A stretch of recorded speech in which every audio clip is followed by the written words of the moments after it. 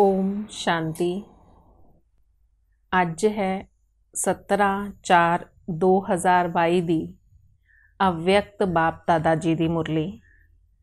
अज बाप दादा जी रिवाइज मुरली हैगी 25/3/1990 दी।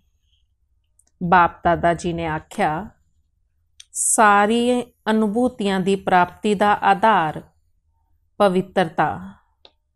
अज स्नेह दे सागर बाप दादा अपने चारों पासियां दे रूहानी बच्चियां नूं रूहानी फीचर्स वेख रहे सन।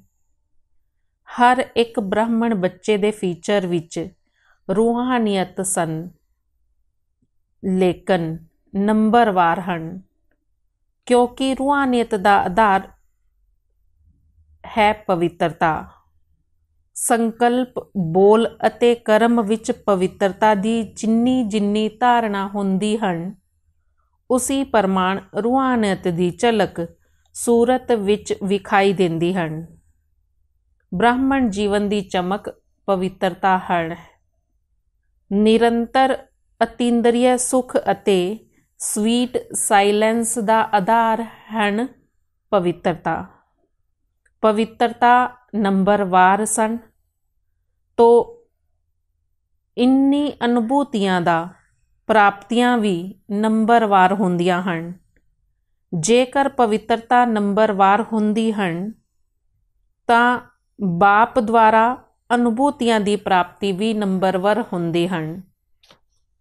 पवित्रता दी चमक भी आपे ही निरंतर चेहरे विच विखाई देंदी हन। पवित्रता दी रूहानियत दे नयन सदा ही निर्मल विखाई देंदे हन। सदा नैना विच रूहानी आत्मा अते रूहानी बाप दी झलक अनुभव हुंदी है। अज बाप दादा सारे बच्चियां दी विशेष अहियो चमक अते झलक वेख रहे सन। आप जी भी अपनी रूहानी पवित्रता दे फीचर्स नूं नॉलेज दे दर्पण विच वेख सकदे हो, क्योंकि विशेष आधार पवित्रता हन। पवित्रता सिर्फ ब्रह्मचर्य नूं ही नहीं क्या आख्या जांदा, लेकिन सदा ब्रह्मचारी अते ब्रह्माचारी अर्थात ब्रह्मा बाप दे आचरण ते हर कदम ते कदम रख के चलण वाले, उन्हां दा संकल्प, बोल अते कर्म रूपी कदम नैचुरल ब्रह्मा बाप दे कदम ते कदम अनुसार हुंदा है, जिस नूं बाप फुट स्टैप कहंदे हन। उन्हां दे हर कदम विच ब्रह्मा बाप दे आचरण विखाई दिंदा है। ते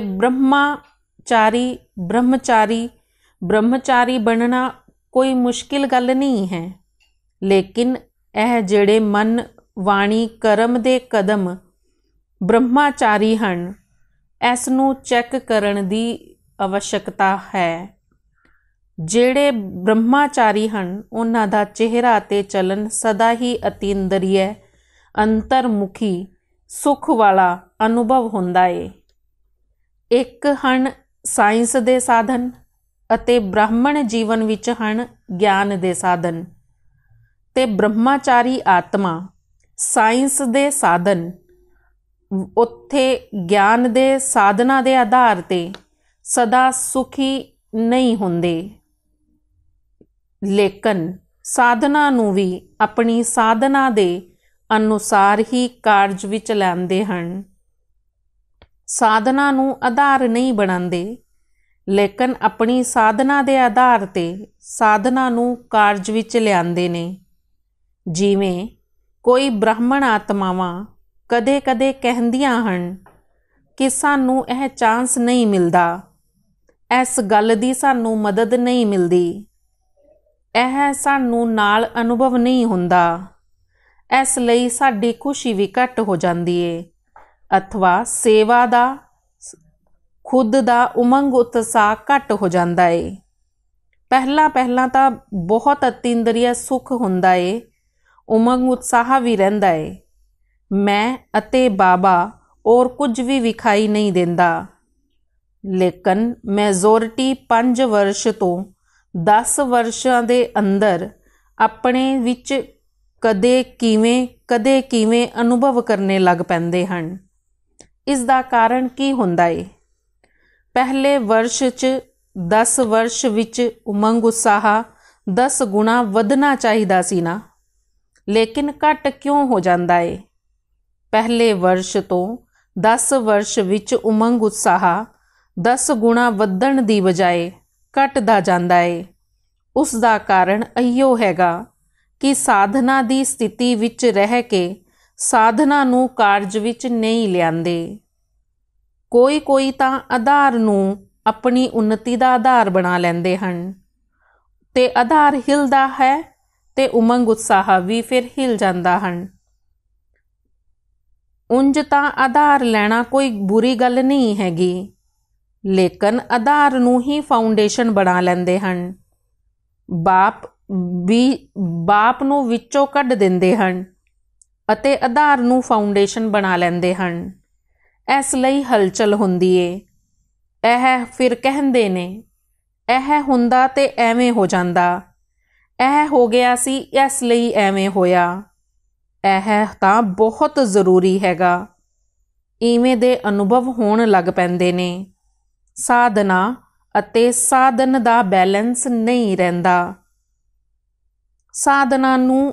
ਸਾਧਨਾ ਦੀ ਤਰਫ ਬੁੱਧੀ ਜ਼ਿਆਦਾ ਜਾਂਦੀ ਏ, ਸਾਧਨਾ ਦੀ ਤਰਫ ਬੁੱਧੀ ਘਟ ਜਾਂਦੀ ਏ। ਇਸ ਲਈ ਕੋਈ ਵੀ ਕਾਰਜ ਵਿੱਚ, ਸੇਵਾ ਵਿੱਚ ਬਾਪ ਦੀ ਬਲੈਸਿੰਗ ਦਾ ਅਨੁਭਵ ਵੀ ਨਹੀਂ ਹੁੰਦਾ, ਔਰ ਬਲੈਸਿੰਗ ਦਾ ਅਨੁਭਵ ਨਾ ਹੋਣ ਕਾਰਨ ਸਾਧਨ ਦੁਆਰਾ ਸਫਲਤਾ ਨਹੀਂ ਮਿਲਦੀ। ਉਮੰਗ ਉਤਸ਼ਾਹ ਵੀ ਫਿਰ ਚੰਗਾ ਨਹੀਂ ਰਹਿੰਦਾ।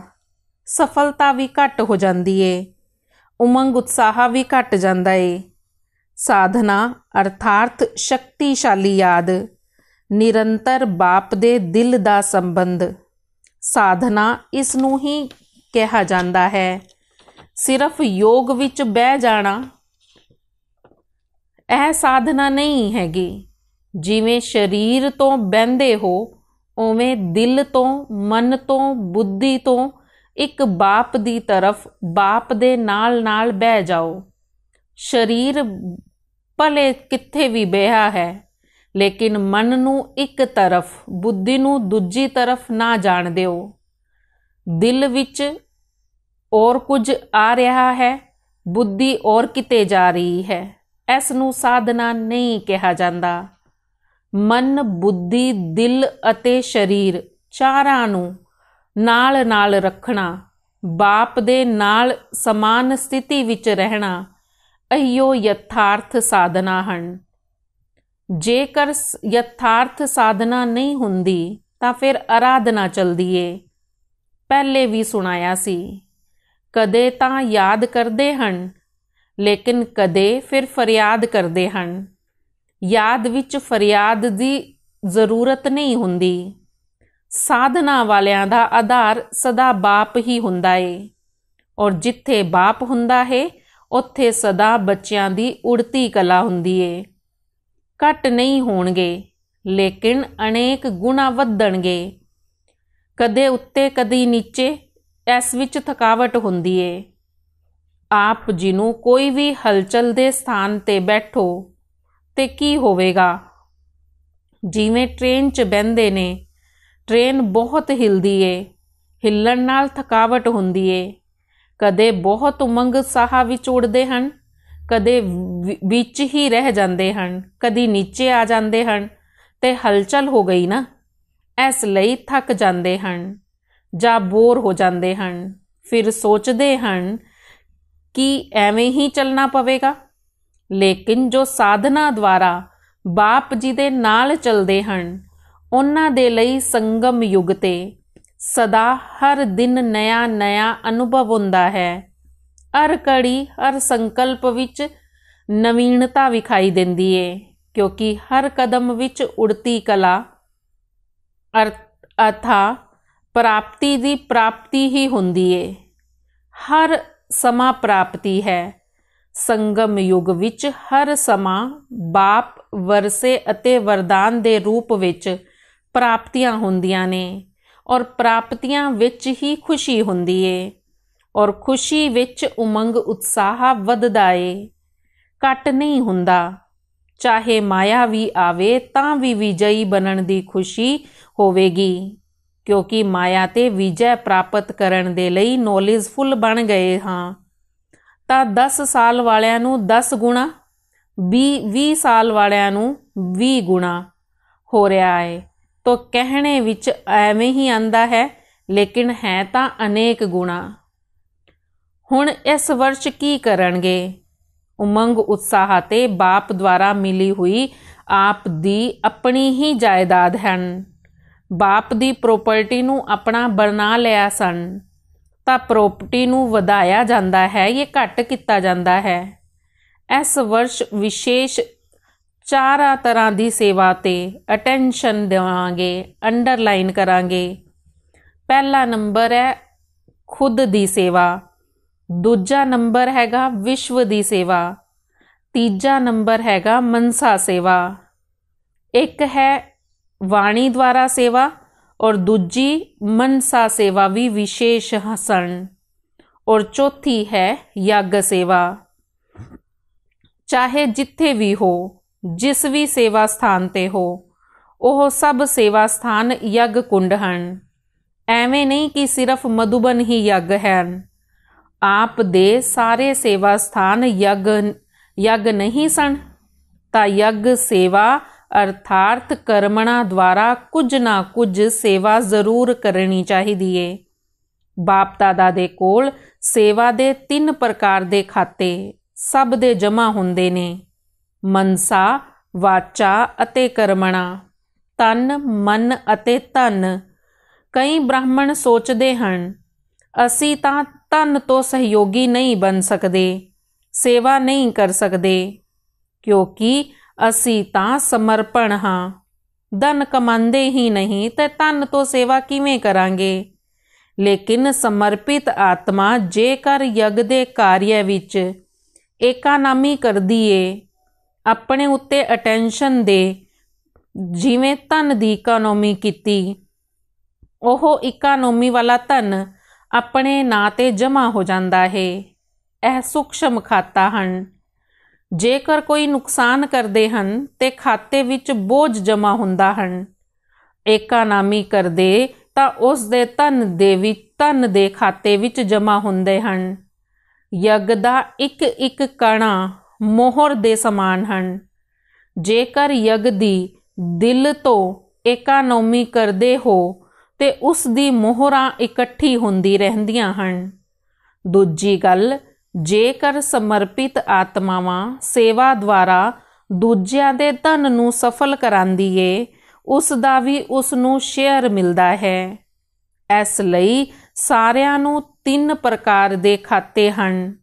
ਤਿੰਨਾਂ ਖਾਤਿਆਂ ਦੀ ਪਰਸੈਂਟੇਜ ਵੀ ਚੰਗੀ ਹੋਣੀ ਚਾਹੀਦੀ ਏ। ਕਈ ਸਮਝਦੇ ਹਨ ਅਸੀਂ ਤਾਂ ਵਾਚਾ ਸੇਵਾ ਵਿੱਚ ਬਹੁਤ ਬਿਜ਼ੀ ਰਹਿੰਦੇ ਹਾਂ, ਸਾਡੀ ਡਿਊਟੀ ਹੀ ਵਾਚਾ ਸੇਵਾ ਕਰਨ ਦੀ ਸਨ। ਮਨਸਾ ਅਤੇ ਕਰਮਣਾ ਵਿੱਚ ਪਰਸੈਂਟੇਜ ਘੱਟ ਹੋ ਜਾਂਦੀ ਹਨ, ਲੇਕਿਨ ਇਹ ਵੀ ਭਾਨੇ ਚੱਲਣਗੇ ਨਹੀਂ। ਵਾਣੀ ਦੇ ਸਮੇਂ ਜੇਕਰ ਮਨਸਾ ਅਤੇ ਵਾਚਾ ਦੀ ਇਕੱਠੀ ਸੇਵਾ ਕਰੋਗੇ ਤੇ ਕੀ ਰਿਜ਼ਲਟ ਹੋਵੇਗਾ। ਮਨਸਾ ਅਤੇ ਵਾਚਾ ਇਕੱਠੀ ਸੇਵਾ ਵੀ ਹੋ ਸਕਦੀ ਹਨ, ਲੇਕਿਨ ਵਾਚਾ ਸਹਿਜ ਸਨ, ਮਨਸਾ ਵਿੱਚ ਅਟੈਂਸ਼ਨ ਦੇਣ ਦੀ ਗੱਲ ਹੁੰਦੀ ਏ। ਇਸ ਲਈ ਵਾਚਾ ਦਾ ਵੀ ਜਮ੍ਹਾਂ ਹੋ ਜਾਂਦਾ ਹੈ, ਲੇਕਿਨ ਮਨਸਾ ਦਾ ਖਾਤਾ ਖਾਲੀ ਰਹਿ ਜਾਂਦਾ ਹੈ। ਔਰ ਵਾਚਾ ਵਿੱਚ ਵੀ ਬਾਪ ਨੇ ਸਾਰੇ ਦੇਖਿਆ ਕਿ ਸਾਰੇ ਬੱਚੇ ਹੁਸ਼ਿਆਰ ਸਨ। ਦੇਖੋ ਅੱਜ ਕੱਲ੍ਹ ਵੱਡੀ ਦਾਦੀਆਂ ਦੇ ਅੱਛੇ ਚੰਗੇ ਭਾਸ਼ਣ ਛੋਟੇ ਵੀ ਕਰਦੇ ਹਨ, ਕਿਉਂਕਿ ਨਿਊ ਬਲੱਡ ਸਨ। ਭਲੇ ਅੱਗੇ ਜਾਓ, ਬਾਪ ਦਾਦਾ ਖੁਸ਼ ਹੁੰਦੇ ਹਨ, ਲੇਕਿਨ ਮਨਸਾ ਦਾ ਖਾਤਾ ਖਾਲੀ ਰਹਿ ਜਾਏਗਾ, ਕਿਉਂਕਿ ਹਰ ਖਾਤੇ ਦੀ 100 ਮਾਰਕਸ ਤੇ ਚਾਹੀਦੀ ਹਨ। ਸਿਰਫ ਸਥੂਲ ਸੇਵਾ ਨੂੰ ਕਰਮਣਾ ਸੇਵਾ ਨਹੀਂ ਕਿਹਾ ਜਾਂਦਾ। ਕਰਮਣਾ ਅਰਥਾਤ ਸੰਗਠਨ ਵਿੱਚ ਸੰਪਰਕ ਸੰਬੰਧ ਵਿੱਚ ਆਣਾ। ਇਹ ਕਰਮ ਦੇ ਖਾਤੇ ਨੂੰ ਜਮ੍ਹਾਂ ਕਰਨਾ ਹੁੰਦਾ ਹੈ ਤੇ ਕਈਆਂ ਦੇ ਤਿੰਨੋਂ ਖਾਤਿਆਂ ਵਿੱਚ ਬਹੁਤ ਫਰਕ ਹੋ ਜਾਂਦਾ ਸਨ। और खुशी ਹੁੰਦੀ ਰਹਿੰਦੀ है कि ਅਸੀਂ बहुत सेवा कर रहे सन, बहुत चंगे हाँ, खुश पल रहो। लेकिन खाता खाली भी नहीं रहना चाहिदा, क्योंकि बाप दादा ਨੂੰ ਤਾਂ ਬੱਚਿਆਂ ਦੇ ਸਨੇਹੀ ਹਨ। ਫਿਰ ਇਹੋ ਜਿਹੇ ਉਲਹਣੇ ਨਹੀਂ ਦੇਣੇ कि ਸਾਨੂੰ ਇਸ਼ਾਰਾ ਨਹੀਂ ਦਿੱਤਾ। ਉਸ ਸਮੇਂ ਬਾਪ ਦਾਦਾ ਇਹ ਪੁਆਇੰਟ ਯਾਦ ਕਰਾਣਗੇ, ਟੀਵੀ ਵਿੱਚ ਸਾਹਮਣੇ ਚਿੱਤਰ ਵੀ ਵਿਖਾਣਗੇ। ਇਸ ਲਈ ਇਸ ਵਰਸ਼ ਸੇਵਾ ਭਲੇ ਬਹੁਤ ਕਰੋ, ਲੇਕਿਨ ਇਹ 3 ਪ੍ਰਕਾਰ ਦਿਆਂ ਖਾਤਿਆਂ ਔਰ 4 ਪ੍ਰਕਾਰ ਦੀਆਂ ਸੇਵਾ ਨਾਲ ਕਰੋ। ਵਾਚਾ ਦੀ ਤਰਫ ਭਾਰੀ ਹੋ ਜਾਂਦੇ ਹੋ, ਮਨਸਾ ਅਤੇ ਕਰਮਣਾ ਹਲਕੇ ਹੋ ਜਾਂਦੇ ਨੇ, ਤੇ ਕੀ ਹੋਏਗਾ? ਬੈਲੈਂਸ ਨਹੀਂ ਰਹੇਗਾ, ਔਰ ਬੈਲੈਂਸ ਨਾ ਰਹਿਣ ਕਾਰਨ ਉਮੰਗ ਉਤਸ਼ਾਹ ਵੀ ਉੱਤੇ ਨੀਚੇ ਹੁੰਦਾ ਰਹਿੰਦਾ ਹੈ। ਇੱਕ ਤਾਂ ਅਟੈਂਸ਼ਨ ਰੱਖਣਾ, ਦੂਜਾ ਬਾਪ ਦਾਦਾ ਬਾਰ-ਬਾਰ ਕਹਿੰਦੇ ਹਨ ਅਟੈਂਸ਼ਨ ਨੂੰ ਟੈਂਸ਼ਨ ਵਿੱਚ ਨਹੀਂ ਬਦਲੋ। ਕਈ ਵਾਰ ਅਟੈਂਸ਼ਨ ਨੂੰ ਵੀ ਟੈਂਸ਼ਨ ਬਣਾ ਦਿੰਦੇ ਹਨ। ਇਹ ਨਹੀਂ ਕਰਨਾ। ਸਹਿਜ ਅਤੇ ਨੈਚੁਰਲ ਅਟੈਂਸ਼ਨ ਰਵੇ। ਡਬਲ ਲਾਈਟ ਸਥਿਤੀ ਵਿੱਚ ਨੈਚੁਰਲ ਅਟੈਂਸ਼ਨ ਸਦਾ ਹੁੰਦਾ ਹੀ ਹੈ। ਅੱਛਾ, ਚਾਰਿਆਂ ਪਾਸਿਆਂ ਦੇ ਚਿਹਰੇ ਅਤੇ ਚਲਨ ਵਿੱਚ ਪਵਿੱਤਰਤਾ ਦੀ ਰੂਹਾਨੀਅਤ ਦੀ ਚਮਕਣ ਵਾਲੇ, ਸਦਾ ਹਰ ਕਦਮ ਵਿੱਚ ਬ੍ਰਹਮਾਚਾਰੀ ਸ੍ਰੇਸ਼ਟ ਆਤਮਾਵਾਂ, ਸਦਾ ਆਪਣੇ ਸੇਵਾ ਦੇ ਸਾਰੇ ਖਾਤਿਆਂ ਨੂੰ ਭਰਪੂਰ ਰੱਖਣ ਵਾਲੇ, ਸਦਾ ਦਿਲ ਵਿੱਚ ਆਪਣੀ ਉન્નਤੀ ਦਾ ਦ੍ਰਿੜ ਸੰਕਲਪ ਕਰਨ ਵਾਲੇ, ਸਦਾ ਸਵ ਉન્નਤੀ ਪ੍ਰਤੀ ਸਵ ਨੂੰ ਨੰਬਰ 1 ਆਤਮਾ ਨਿਮਿਤ ਆਤਮਾ ਬਣਾਉਣ ਵਾਲੇ, ਇਹੋ ਜਿਹੇ ਬਾਪ ਦੇ ਪਿਆਰੇ ਔਰ ਵਿਸ਼ੇਸ਼ ਬ੍ਰਹਮਾ ਮਾਂ ਦੇ ਪਿਆਰੇ। ਅੱਜ ਮਾਂ ਦਾ ਦਿਨ ਮਨਾਇਆ ਹੈ ਨਾ, ਤਾਂ ਬ੍ਰਹਮਾ ਮਾਂ ਦੇ ਰਾਜ ਦੁਲਾਰੇ ਬੱਚਿਆਂ ਨੂੰ ਬ੍ਰਹਮਾ ਮਾਂ ਦੀ ਔਰ ਵਿਸ਼ੇਸ਼ ਬਾਪ ਜੀ ਦੀ ਦਿਲ ਤੋਂ ਯਾਦ, ਪਿਆਰ ਅਤੇ ਨਮਸਤੇ। ਰੂਹਾਨੀ ਬੱਚਿਆਂ ਦੀ ਰੂਹਾਨੀ ਬਾਪ ਦਾਦਾ ਜੀ ਨੂੰ ਦਿਲ ਅਤੇ ਜਾਨ, ਸਿੱਖ ਅਤੇ ਪ੍ਰੇਮ ਨਾਲ ਨਮਸਤੇ, ਨਮਸਤੇ, ਨਮਸਤੇ ਜੀ। ਅੱਜ ਦੀ ਮੁਰਲੀ ਦਾ ਵਰਦਾਨ ਹੈ, ਫਾਲੋ ਫਾਦਰ ਕਰਦਿਆਂ ਹੋਇਆ ਸਪੂਤ ਬਣ, ਹਰ ਕਰਮ ਵਿੱਚ ਸਬੂਤ ਦੇਣ ਵਾਲੇ, ਸਫਲਤਾ ਸਵਰੂਪ ਭਵ। ਫਾਲੋ ਫਾਦਰ ਕਰਦਿਆਂ ਹੋਇਆ ਸਪੂਤ ਬਣ ਕੇ ਹਰ ਕਰਮ ਵਿੱਚ ਸਬੂਤ ਦੇਣ ਵਾਲੇ, ਸਫਲਤਾ ਸਵਰੂਪ ਭਵ। ਜੋ ਫਾਲੋ ਫਾਦਰ ਕਰਨ ਵਾਲੇ ਬੱਚੇ ਹਨ ਉਹੀਓ ਸਮਾਨ ਹਨ, ਕਿਉਂਕਿ ਜਿਹੜੇ ਬਾਪ ਦੇ ਕਦਮ ਉਹ ਆਪ ਜੀ ਦੇ ਕਦਮ। ਬਾਪ ਦਾਦਾ ਸਪੂਤ ਉਹਨਾਂ ਨੂੰ ਆਖਦੇ ਹਨ ਜੋ ਹਰ ਕਰਮ ਵਿੱਚ ਸਬੂਤ ਦਿੰਦੇ ਹਨ। ਸਪੂਤ ਅਰਥਾਤ ਸਦਾ ਬਾਪ ਜੀ ਦੀ ਸ਼੍ਰੀਮਤ ਦਾ ਹੱਥ ਅਤੇ ਨਾਲ ਦਾ ਅਨੁਭਵ ਕਰਨ ਵਾਲੇ। ਜਿੱਥੇ ਬਾਪ ਦੀ ਸ਼੍ਰੀਮਤ ਅਤੇ ਵਰਦਾਨ ਦਾ ਹੱਥ ਹੈਗਾ ਉੱਥੇ ਸਫਲਤਾ ਹੈ ਹੀ। ਇਸ ਲਈ ਕੋਈ ਵੀ ਕਾਰਜ ਕਰਦਿਆਂ ਹੋਇਆਂ ਇਹ ਸਮ੍ਰਿਤੀ ਵਿੱਚ ਲਿਆਓ ਕਿ ਬਾਪ ਦਾਦਾ ਜੀ ਦੇ ਵਰਦਾਨ ਦਾ ਹੱਥ ਮੇਰੇ ਸਿਰ ਉੱਤੇ ਹੈ। ਸਲੋਗਨ ਹੈਗਾ, ਹੀਰੇ ਤੁल्य ਉੱਚੀ ਸਥਿਤੀ ਵਿੱਚ ਸਥਿਤ ਹੋ ਕੇ ਕੀਤੇ ਗਏ ਕਰਮ ਹੀ ਮੁੱਲਿਆਵਾਨ ਕਰਮ ਹੁੰਦੇ ਹਨ। ਹੀਰੇ ਤੁल्य ਉੱਚੀ ਸਥਿਤੀ ਵਿੱਚ ਸਥਿਤ ਹੋ ਕੇ ਕੀਤੇ ਗਏ ਕਰਮ ਹੀ ਮੁੱਲਿਆਵਾਨ ਕਰਮ ਹੁੰਦੇ ਹਨ। ਓਮ ਸ਼ਾਂਤੀ।